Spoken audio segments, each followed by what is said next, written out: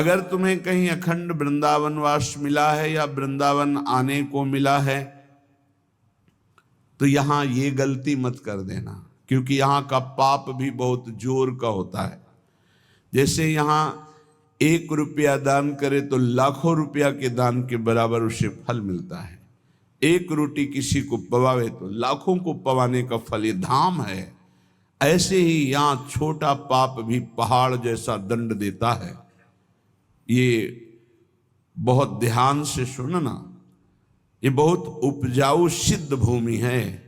अगर यहां किसी दूसरे की माता बहन के साथ कोई पाप कर्म की बात सोचेंगे भी तो तुम्हारे सारे पुण्य नष्ट हो जाएंगे।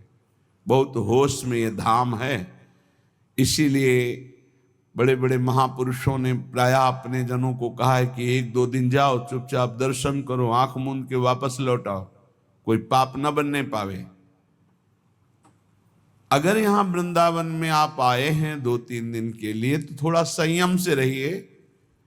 ये कोई आपके पिकनिक मनाने का स्थान नहीं। यहां सुकृत कमाने आया जाता है, पुण्य कमाने आया जाता है, धर्म कमाने आया जाता है, भगवान का त्रिगुणातीत नाम जप करके कृपा प्रसाद पाने आया जाता है।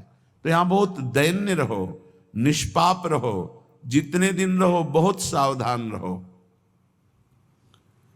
श्रीपाद कह रहे परदार वित्त परिहरेशु, दूसरे की स्त्रियों की तरफ या माताओं बहनों की तरफ दृष्टि उठाकर मत देखो काम भाव से, पतित हो जाओगे। तुम्हें क्या पता कौन कहां किस धरा की है। तुम्हें स्त्री दिखाई दे रही है तुम्हें, लेकिन तुम्हें पता नहीं स्त्री जी की किस भाव दशा में वो है, और उसके प्रति तुमने काम भाव कर लिया तो तुम्हारी दुर्दशा हो जाएगी। खिलवाड़ मत समझना। यहां खिलवाड़ मत समझना कि वो खड़े हैं, हम उधर दृष्टि डाल रहे हैं, उनको देखकर मुस्कुरा रहे हैं, चेष्टाएं कर रहे हैं। वृंदा सखी का शासन है, न देखने लायक रह जाओगे न मुस्कुराने लायक रह जाओगे। बहुत होश में। ये सत्संग इसीलिए कड़वा थोड़ा लगेगा क्योंकि ये आपको बहुत अमृतमय परम पद में पहुंचाने के लिए ही हो रहा है। आप यहां खड़े हैं पंक्ति में, सामने माताएं बहनें खड़ी हैं, आप बार बार दृष्टि मिला रहे हैं, बार बार मुस्कुरा रहे हैं, बार बार, उनको कोई फर्क नहीं पड़ना। तुम जैसे मरण धर्मा की मुस्कुराहट का त्याग तो उन्होंने पहले ही कर दिया है। वो प्रिया प्रीतम की मुस्कुराहट में फंसे हुए चित्त वाले हैं, तुम्हारी मुस्कुराहट क्या वहां फर्क पड़ेगी, लेकिन तुम्हें फर्क पड़ जाएगा क्योंकि तुम धाम आए हो। धामवासी जो प्रिया प्रीतम के उपासी हैं, उनके प्रति तुम्हारी जो काम दृष्टि जा रही है तुम्हारा सर्वनाश करने के लिए पर्याप्त है। इसलिए वृंदावन अगर आए हो 1-2 दिन के लिए, 3 दिन के लिए, तो आंखें संभाल के, मन को संभाल के, वाणी को संभाल के, श्रवणेंद्री को संभाल के, तो यहां से माला माल होकर जाओगे। थोड़ा सा पुण्य, थोड़ा सा दान, थोड़ा सा सेवा, थोड़ी सी भगवत भजन की वृत्ति, ये आपके कल्याण के लिए पर्याप्त हो जाएगी। पर यहां होश में, ये कोई शहर नहीं है, ये वृंदावन धाम है, प्रिया प्रीतम का निज महल। जैसे किसी मंदिर में जाकर गलत काम करने की तुम्हारी हिम्मत नहीं होगी, तो मंदिर में तो भाव से भगवान की स्थापना होती, यहां तो भगवान अवतार लेकर सब लीलाएं की है, कर रहे हैं और लीलाएं होती रहेंगी। ये दिव्य धाम है चिदानंद। 84 कोस ब्रज भूमि, कोई कण ऐसा नहीं जहां हमारे प्रिया प्रीतम ने लीला ना की हो, जहां हमारे लालजू लाडली जो खेले ना हो। इसलिए यहां बहुत होश में।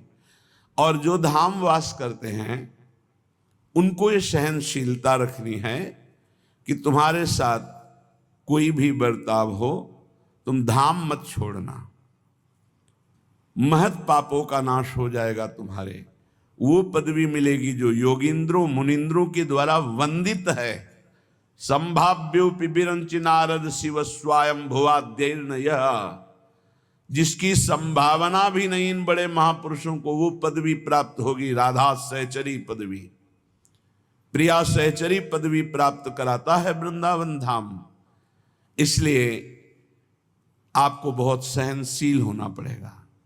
श्रीपाद कह रहे यदि कोई तुम्हारे साथ ऐसा व्यवहार करता है तो सत्योपदेशे, मैं तुम्हें सत्य उपदेश कर रहा हूं, तुम उसके प्रति गलत व्यवहार मत करना।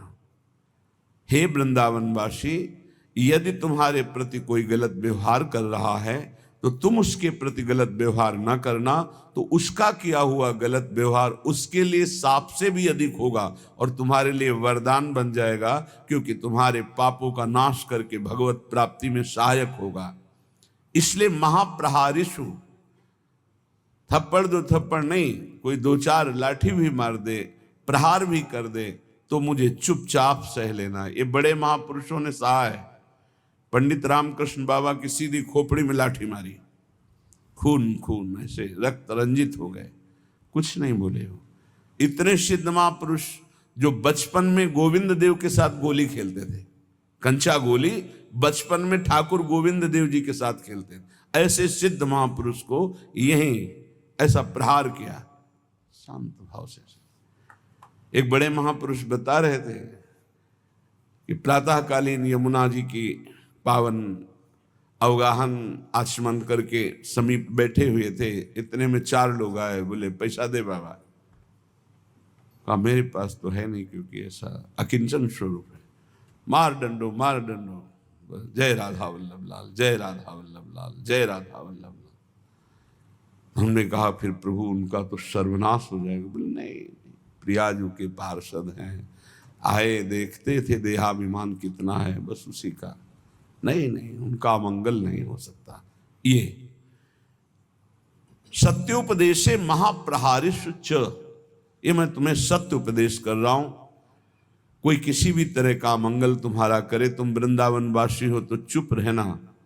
यहां के शासनकर्ता देख रहे हैं, तो तुम्हारा मंगल हो जाएगा चुप कर रहने से, और जो कर रहा है अवश्य में भोक्तव्यम कृतम कर्म शुभाशुभम, उसको भोगना पड़ेगा। न हि वृंदावन वासिषु दोषम पश्यन्ति चिदघनेषु धीराः।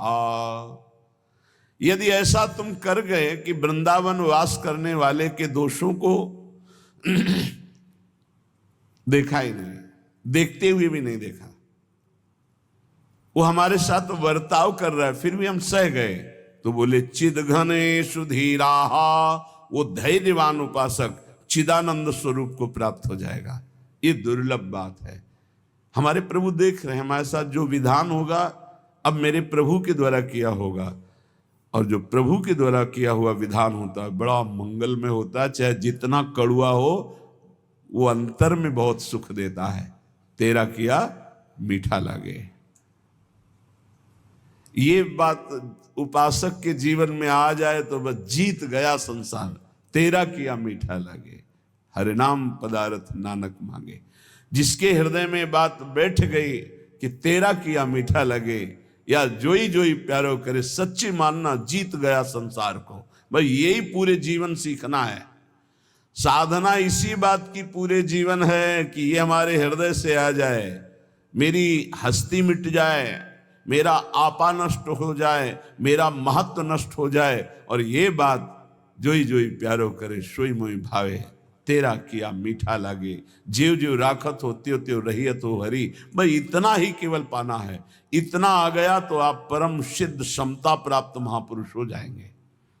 श्रीपाद कह रहे हैं, वृंदा कानम कानने सुभगता न स्तोति यत्वाम सदा, किम तद्देहमपास्य गेह ममताम यन्न त्वयि न्यस्यते, किम तत्पौरसमौरसम च तनयम। बहुत बड़ी निष्ठा। विक्रियन स्थीयते येन त्वय्यथ तत्त्ववित् स खलु को यस्ते तृणम नाश्रयते। भाई मैं बहुत आंतरिक बात कह रहा हूं, यदि समझ पाए श्रीपाद प्रबोधानंद ने।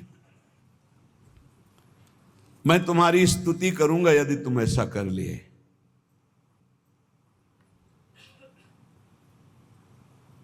क्या श्रीधाम वृंदावन का आश्रय ले लो।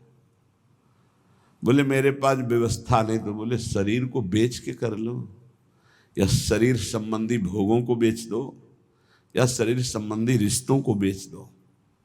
अब उनकी खुल की व्याख्या हरिराम व्यास जी और इनकी नहीं कर सकते, क्योंकि कलिकाल है, उसका अर्थ नहीं समझ सकते। अनर्थ जो यहां कह रहे हैं, किम तत्पौरुषम औरुषम च तनयम, निज प्रकट को किया हुआ पुत्र पुत्री, विक्रियम न स्थीयते।